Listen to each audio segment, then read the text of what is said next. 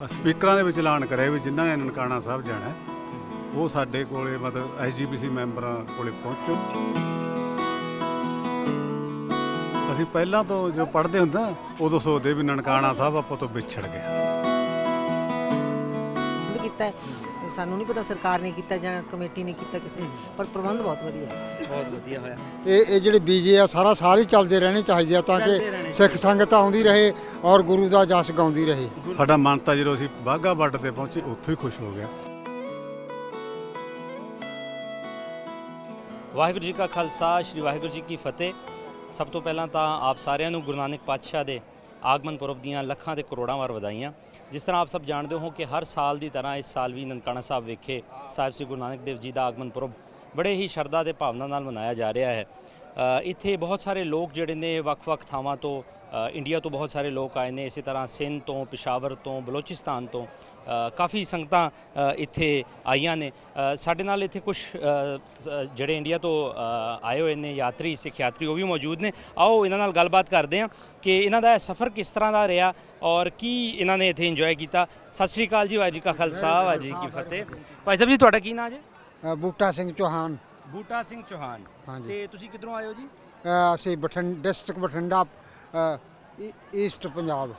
District Bathinda, East Punjab. ਹਾਂ। ਅੱਛਾ, ਤੇ ਤੁਸੀਂ ਭਾਈ ਸਾਹਿਬ ਜੀ ਕਿੱਥੋਂ ਆਏ ਹੋ? District Bathinda, East Punjab. ਤੁਸੀਂ ਵੀ ਸੇਮ ਤੋਂ ਹੀ? ਹਾਂ। ਤੇ ਤੁਹਾਡਾ ਕੀ ਨਾਮ ਜੀ? ਨਛੱਤਰ ਸਿੰਘ ਸਿੱਧੂ। ਨਛੱਤਰ ਸਿੰਘ ਸਿੱਧੂ। ਮਾਤਾ ਜੀ ਤੁਸੀਂ? District Bathinda, East Punjab. ਤੁਹਾਡਾ ਸ਼ੁਭ ਨਾਮ? ਗੁਰਮੀਤ ਕੌਰ ਚੌਹਾਨ। ਗੁਰਮੀਤ ਕੌਰ। ਅੱਛਾ, ਕਿਸ ਤਰ੍ਹਾਂ ਇੱਥੇ ਪਹਿਲੀ ਵਾਰੀ ਆਏ ਹੋ ਤੁਸੀਂ? ਹਾਂ, ਅਸੀਂ ਫਸਟ ਟਾਈਮ ਆਏ ਹਾਂ ਜੀ। ਅੱਛਾ, ਤੇ ਕੀ ਜਜ਼ਬਾਤ ਨੇ? ਜਿਸ ਤਰ੍ਹਾਂ ਹਰ ਸਿੱਖ, ਦੁਨੀਆ ਦਾ ਹਰ ਸਿੱਖ ਜਿੱਥੇ ਵੀ ਕੋਨੇ 'ਚ ਬੈਠਾ ਹੈ ਉਹ ਇਸ ਧਰਤੀ ਆਸਤੇ ਅਰਦਾਸਾਂ ਬੇਨਤੀਆਂ ਕਰਦਾ ਹੈ। ਕੀ ਤੁਹਾਡੇ ਜਜ਼ਬਾਤ ਨੇ, ਕੀ ਫੀਲਿੰਗਸ ਨੇ? ਇੱਥੇ ਆਉਣ ਤੋਂ ਪਹਿਲੇ ਕੀ ਤੁਹਾਡੇ ਜਜ਼ਬਾਤ ਸਨ ਔਰ ਇੱਥੇ ਆ ਕੇ ਤੁਹਾਡੀ ਕੀ ਸ਼ਰਧਾ ਭਾਵਨਾ ਸਾਨੂੰ ਰਹੀ? ਬਹੁਤ ਖੁਸ਼ੀ ਹੋਈ ਆ ਕਿ ਇੱਥੋਂ ਦੀ ਜਿਹੜੀ ਸਿੱਖ ਸੰਗਤ ਆ ਉਹਦਾ ਪ੍ਰਬੰਧ ਬਹੁਤ ਵਧੀਆ ਹੈ ਅੱਛਾ। ਤੇ ਬਹੁਤ ਰੌਣਕ ਆ ਇੱਥੇ। ਗੁਰੂ ਮਹਾਰਾਜ ਦੀ ਬਹੁਤ ਮਹਿਮਾ ਹੋ ਰਹੀ ਹੈ ਅੱਛਾ, ਤੇ ਅੱਗੇ ਤੋਂ ਇਹ ਵੱਧਦੀ ਜਾਏਗੀ ਬਹੁਤ। ਠੀਕ ਹੈ। ਤੇ ਕੀ ਤੁਹਾਡੇ ਇੱਕ ਸ਼ਰਧਾ ਜਿਹੜੀ ਹੁੰਦੀ ਹੈ ਇੱਕ ਬੰਦੇ ਦੀ ਕਿ ਮੈਂ ਨਨਕਾਣਾ ਸਾਹਿਬ ਜਾ ਕੇ ਮੱਥਾ ਟੇਕੂੰਗਾ, ਉੱਥੇ ਮੇਰੀ ਉਹ ਪੂਰੀ ਹੋਈ? ਤੁਹਾਡੀ ਦਿਲ ਦੀ ਜਿਹੜੀ ਜਜ਼ਬਾਤ ਸਨ ਤੁਹਾਡੇ? ਬਿਲਕੁਲ ਪੂਰੀ ਹੋਈ। ਅਸੀਂ ਪਹਿਲਾਂ ਤੋਂ ਜੋ ਪੜ੍ਹਦੇ ਹੁੰਦੇ ਉਦੋਂ ਸੋਚਦੇ ਵੀ ਨਨਕਾਣਾ ਸਾਹਿਬ ਆਪਾਂ ਤੋਂ ਵਿਛੜ ਗਿਆ। ਹਾਂ, ਵਿਛੜ ਗਿਆ। ਅਸੀਂ ਜਨਮ ਵੀ 47 ਤੋਂ ਬਾਅਦ ਹੋਇਆ।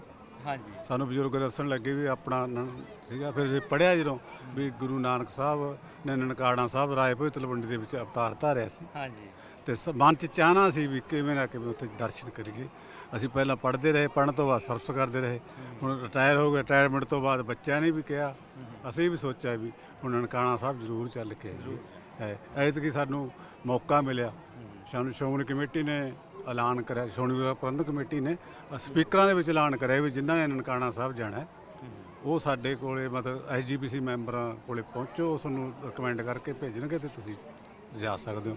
ਅਸੀਂ ਉਹਨਾਂ ਕੋਲੇ ਸਰਦਾਰ ਗੁਰਤੇਜ ਸਿੰਘ ਢੱਡੇ ਸੀਗੇ, ਅਸੀਂ ਉਹਨਾਂ ਨੂੰ ਕਿਹਾ, ਅਪਰੋਚ ਕਰੀ, ਉਹਨਾਂ ਨੇ ਸਾਨੂੰ ਫਾਰਮ ਭਰ ਕੇ ਦਿੱਤੇ ਤੇ ਸਾਡਾ ਵੀਜ਼ਾ ਲੱਗ ਗਿਆ। ਸਾਡਾ ਮਨ ਤਾਂ ਜਦੋਂ ਅਸੀਂ ਬਾਘਾ ਬਾਰਡਰ ਤੇ ਪਹੁੰਚੇ ਉੱਥੋਂ ਹੀ ਖੁਸ਼ ਹੋ ਗਿਆ ਵੀ ਅਸੀਂ ਪਾਕਿਸਤਾਨ ਦੇ ਵਿੱਚ ਆਪਦੀ ਇੱਕ ਤਰ੍ਹਾਂ ਦੀ ਗੁਰੂ ਦੀ ਧਰਤੀ ਦੇਖਣ ਜਾ ਰਹੇ ਹਾਂ।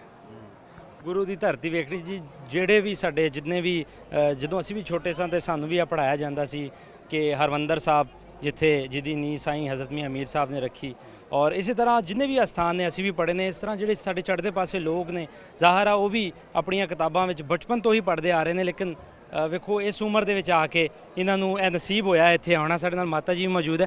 ਮਾਤਾ ਜੀ, ਜਿਸ ਤਰ੍ਹਾਂ ਬੀਬੀਆਂ ਕਰਦੀਆਂ ਨੇ, ਜਦੋਂ ਸਾਡੀ ਮਾਤਾ ਜੀ 5 ਤਖ਼ਤਾਂ ਦੀ ਯਾਤਰਾ ਤੇ ਜਾ ਰਹੀ ਸੀ ਤੇ ਗਲੀ ਮਹੱਲੇ ਸਾਰਿਆਂ ਨੂੰ ਦੱਸਿਆ ਕਿ ਬਈ ਅਸੀਂ ਜਾ ਰਹੇ ਹਾਂ, ਉੱਥੇ ਮੱਥਾ ਟੇਕਣ ਜਾ ਰਹੇ ਹਾਂ। ਤੇ ਇਸ ਤਰ੍ਹਾਂ ਤੁਹਾਡੀ ਸ਼ਰਧਾ ਭਾਵਨਾ ਕੀ ਸੀ ਜਦੋਂ ਤੁਸੀਂ ਉੱਥੋਂ ਟੁਰੇ ਹੋ? ਤੁਸੀਂ ਵੀ ਉਸੇ ਤਰ੍ਹਾਂ ਜਿਸ ਤਰ੍ਹਾਂ ਬੀਬੀਆਂ ਕਰਦੀਆਂ ਨੇ ਸਾਰਿਆਂ ਨੂੰ ਦੱਸ ਕੇ? ਬਿਲਕੁਲ ਉਸੇ ਤਰ੍ਹਾਂ ਸਾਨੂੰ ਬਹੁਤ ਖੁਸ਼ੀ ਹੋਈ ਹੈ ਇਸ ਧਰਤੀ ਤੇ ਆ ਕੇ ਵੀ ਜਿਹੜੀ ਸਾਡੀ ਇੱਕ ਧਰਤੀ ਸੀ ਦੋ ਹੋ ਗਈ। ਹਾਂਜੀ। ਤੇ ਸਾਡੀ ਹੁਣ ਇਹੀ ਅੱਗੇ ਵਾਸਤੇ ਭਾਵਨਾ ਹੈ ਵੀ ਇਹ ਸਾਡੇ ਭਰਾਤਰੀ ਪਿਆਰ ਨੂੰ ਪ੍ਰਮਾਤਮਾ ਕਿਸੇ ਦਿਨ ਇੰਨੀਆਂ ਰੌਣਕਾਂ ਤੇ ਆਪਸ ਵਿੱਚ ਦੀ ਪਿਆਰ ਇਸ ਤੋਂ ਵੀ ਦਿਨ ਦੁਗਣੀ ਰਾਤ ਚੌਗੁਣੀ ਤਰ੍ਹਾਂ ਵਧੇ ਕਰਾਉਂਦੀ ਹਾਂ, ਰਹੇ। ਕਰਾਉਂਦਾ। ਤੇ ਕੋਈ ਵੀਜ਼ਿਆਂ ਦੇ ਵਿੱਚ ਅਮੂਮਨ ਮੁਸ਼ਕਲ ਤੇ ਹੁੰਦੀ ਹੈ, ਤੇ ਤੁਹਾਡਾ ਕਿੱਦਾਂ ਆਸਾਨੀ ਨਾਲ ਹੋ ਗਿਆ ਜਾਂ ਉਹ ਮੁਸ਼ਕਲ ਤੁਹਾਨੂੰ ਪੇਸ਼ ਆਈ? ਨਹੀਂ ਕੋਈ ਮੁਸ਼ਕਲ ਨਹੀਂ ਪੇਸ਼ ਆਈ, ਆਸਾਨੀ ਨਾਲ ਹੀ ਹੋ ਗਿਆ ਸਾਡਾ। ਆਸਾਨੀ ਨਾਲ ਹੀ ਹਾਂ, ਇੱਥੇ ਵੀ ਸਾਨੂੰ ਕੋਈ ਮੁਸ਼ਕਲ ਨਹੀਂ ਪੇਸ਼ ਆਈ, ਬਹੁਤ ਵਧੀਆ ਰਿਹਾ। ਲੇਕਿਨ ਅਮੂਮਨ ਆਪਾਂ ਵੇਖ ਕੀਤਾ ਹੋਇਆ ਇੱਧਰ ਇਹਦੇ ਜੋ ਪ੍ਰਬੰਧ ਕੀਤਾ ਹੈ, ਇਹ ਸਾਨੂੰ ਨਹੀਂ ਪਤਾ ਸਰਕਾਰ ਨੇ ਕੀਤਾ ਜਾਂ ਕਮੇਟੀ ਨੇ ਕੀਤਾ ਕਿਸੇ ਨੇ, ਪਰ ਪ੍ਰਬੰਧ ਬਹੁਤ ਵਧੀਆ ਹੈ। ਬਹੁਤ ਵਧੀਆ ਹੋਇਆ। ਤੇ ਬਜ਼ੁਰਗੋ ਕੀ ਤੁਹਾਨੂੰ ਜਿਸ ਤਰ੍ਹਾਂ ਤੁਸੀਂ ਪਾਸਪੋਰਟ ਜ਼ਾਹਰਾ ਪਹਿਲੀ ਵਾਰੀ ਆਏ ਹੋ, ਇਸ ਤੋਂ ਪਹਿਲੇ ਕਦੀ ਟਰਾਈ ਕੀਤਾ ਜਾਂ ਮੁਸ਼ਕਲ ਉਹਦੇ 'ਚ ਪੇਸ਼ ਆਈ? ਕਿਉਂਕਿ ਅਸੀਂ ਵੀ ਇਹ ਮੇਨ ਸਾਡੀ ਕੋਸ਼ਿਸ਼ ਹੀ ਹੈ ਕਿ ਜੋ ਤੁਹਾਨੂੰ ਮੁਸ਼ਕਲ ਪੇਸ਼ ਆਉਂਦੀ ਵੀਜ਼ਿਆਂ ਦੇ ਵਿੱਚ ਅਸੀਂ ਰੈਲੇਵੈਂਟ ਅਥਾਰਟੀਜ਼ ਤੱਕ ਇਹ ਆਵਾਜ਼ ਪਹੁੰਚਾਈਏ।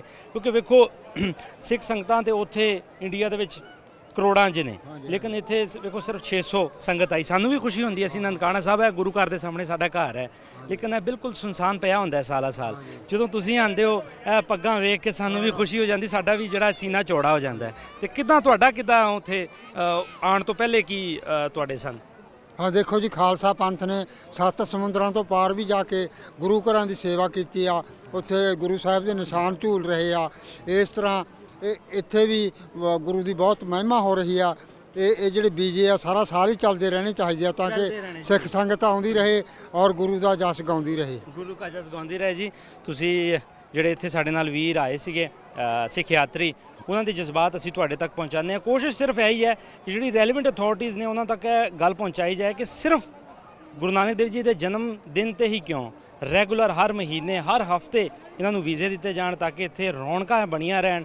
ਦੋਵੇਂ ਪੰਜਾਬਾਂ ਦੇ ਵਿਚਕਾਰ ਜਿਹੜੀ ਹੈ ਇਹ ਪਿਆਰ, ਅਮਨ ਗੁਰੂ ਨਾਨਕ ਦੇਵ ਜੀ ਦੇ ਜ਼ਰੀਏ ਉਹ ਫੈਲਦਾ ਰਹੇ ਜੀ।